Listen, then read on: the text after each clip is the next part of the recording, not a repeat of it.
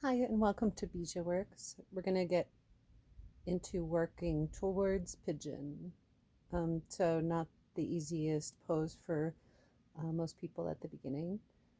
Pigeon is a progression from some other poses and it helps stabilize the hips, strengthen the legs, and open the hip, increase hip flexibility and mobility.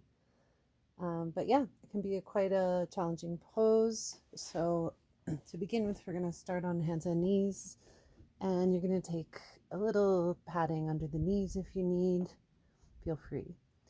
Hands and knees is also sometimes not the easiest posture at the beginning, so feel free to modify with some padding.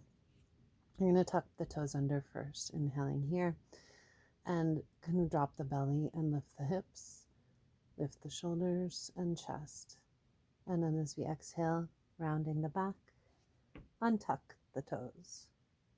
Let the head hang and press the floor away. Moving through these postures.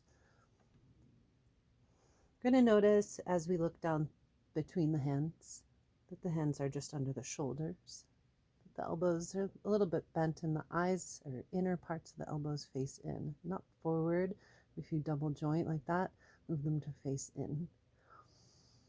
And continue spreading in through the hands, spreading the fingers, lengthening the fingers. So with the lower legs clinging towards the ground, inhaling and exhaling.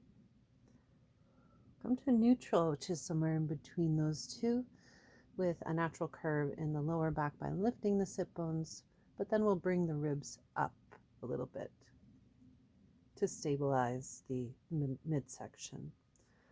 Tuck the right toes under and stretch back. Breathing. Good. And then releasing and switch sides. Knees are directly under the hips so that when you stretch the leg back, it's straight back from the hip. Now the upper body is not moving much while we're doing any of this. We'll come back to this side, press the toes under, reach back through the heels, and then lift that leg up, keeping the hips facing down. As we exhale, rounding the back and bringing the knee in, go forward, and then release out. Keep the leg at hip height, not higher. And then we'll bend the knee, flex the foot, keep it facing up, and reach up. We're going to reach out and open the knee, breathing throughout, and exhale back down. And neutral breath, or 2 or 3, before turning to the other side. Reaching back through that heel strongly with the foot on the ground first before lifting, inhaling, lift the leg, but not the hip. Both arms rooting down. And then as we exhale around the back, bring the knee in. And then we'll bring it back again, straight out, but not higher than the hip. Flex the foot and bend the knee, and then lift up. Again, keeping the upper body fairly still. We're rotating through the lower midsection, and then as we exhale, come back down. And tuck the toes under and sit back towards the heels, breathing till you kind of find a point of stretch in the feet. And try to start bringing the outer toes, the pinky side, down towards the floor.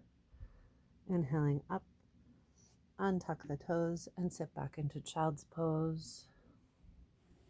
We're going to take a little, either a block or you can take 2 fists and come into a more restful child's pose where the weight is allowed to shift into the hips. Bring the head towards the fists. I'm resting the head's weight down. Breathing here, shifting slightly the weight into the right leg, pressing down into the lower leg.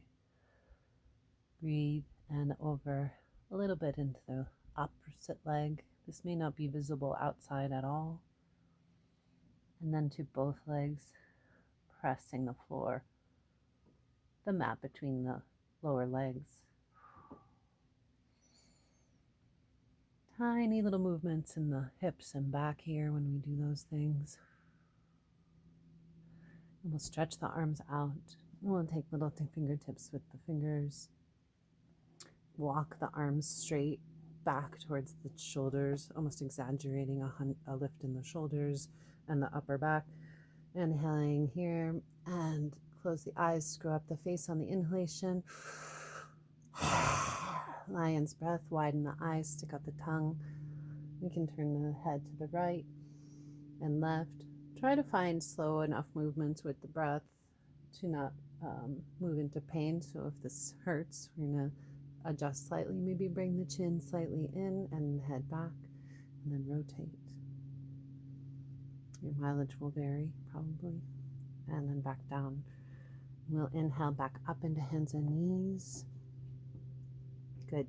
Peek back between the knees. Make sure the feet are still parallel behind the knees.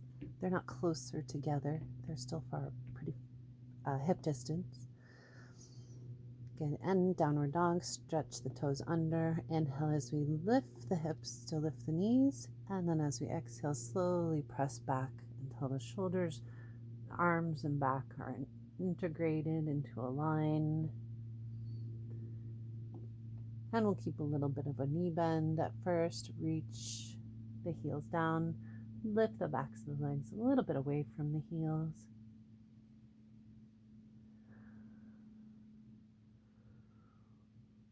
Lengthening the hip crease here. Lifting the sit bones. Lengthening the backs of the legs. Evening out weight on the limbs. Good warrior one. Inhaling and step the foot. We take a few breaths to do this. Inhaling all the way up. Bend the knee just over the ankle. Root back into the back heel. As we exhale, bring the arms down to the sides. Another exhalation, we'll step down into plank. Good press through the heels. Knees, chest, and chin. Lift the chest. And then back up to downward dog. Breathing here for a couple of rounds. Inhale as we step the left foot forward. Plant the back foot. Legs are a little bit wider on the mat. Inhale the arms up and face forward. Knee bends just over the ankle. Root through the back heel. Exhale the arms out and down to the sides. And another exhalation brings us down. Step back. Good. We'll come into a side bend, side plank. I'm doing that with the knee. And back into hands and knees, or plank over to the other side.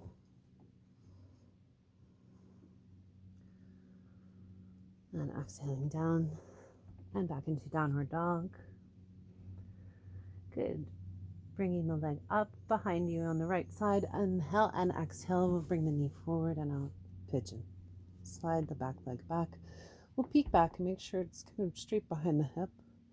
And sit some weight down in the hips, keeping the chest lifting.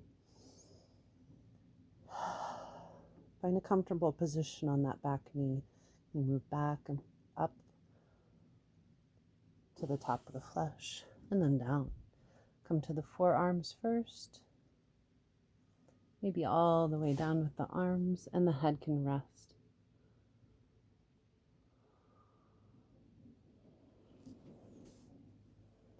If you're still breathing and without too sharp pain here, we'll stay here. Otherwise, take a little adjustment to make the pose more comfortable. Come out of any too extreme fold forward in order to allow those adjustments without pain.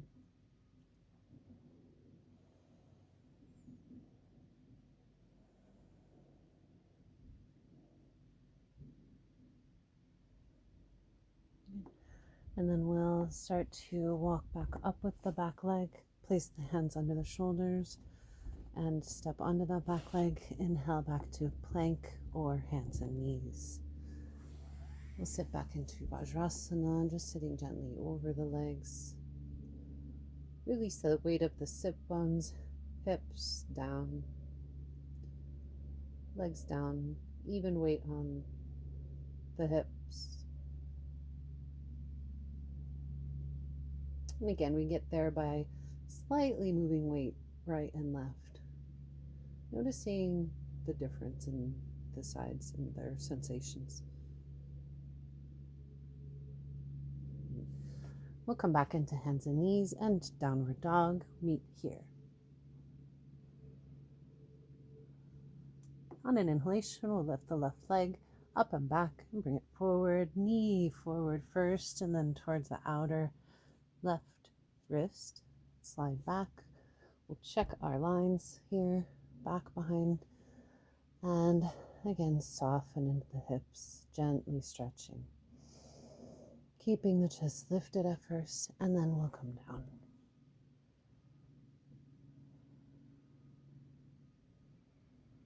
Elbows under the shoulders, head moves forward and looks down between the hands. Arms parallel still.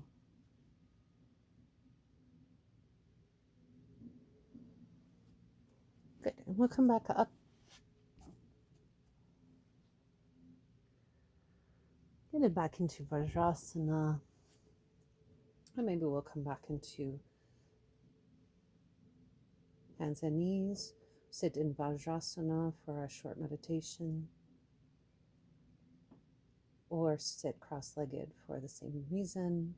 Or enter into Shavasana, depending on whether you want to stop here or keep going.